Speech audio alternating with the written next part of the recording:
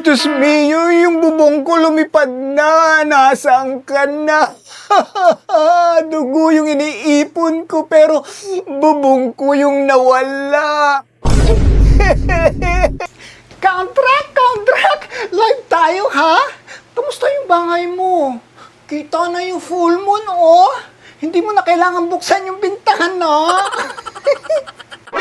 Aling Bebang, hindi ito full moon viewing. Vampira ako, hindi ako astronaut. Mababasa ako. Baka magkaubo ako. Hindi na ako makakalipad.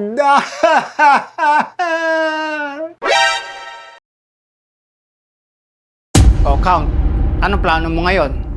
Gusto mo ba ako na lang gumawa ng bubong mo? Pero dagdag presyo pag sa gabi gagawin, ha? May night differential yan. Magkano naman, Mang Rudy? May promo ba para sa aming mga undead? Live po tayo, mga kabarangay! Kasama po natin si Count Drac, ang vampirang natangayan ng bubong. Count, totoo ba na sinadya mong ipalipad para ma-feature ka sa News TV? Hoy, kulas! Hindi ko sinasadyang ipalipad yung bubong ko. Akala mo ba free flying lesson yan? Ang mahal kaya ng yero ngayon. Oh, no! Count, di ba may power ka? Lumipad ka na lang. Sundan mo. Ibalik mo. Di wow. Aeroplano ba ako? Lumilipad ako para manakot. Hindi para maging air cargo. Count, suggestion lang. In moments like this, doon mo masasabi na worth it yung condo investment mo.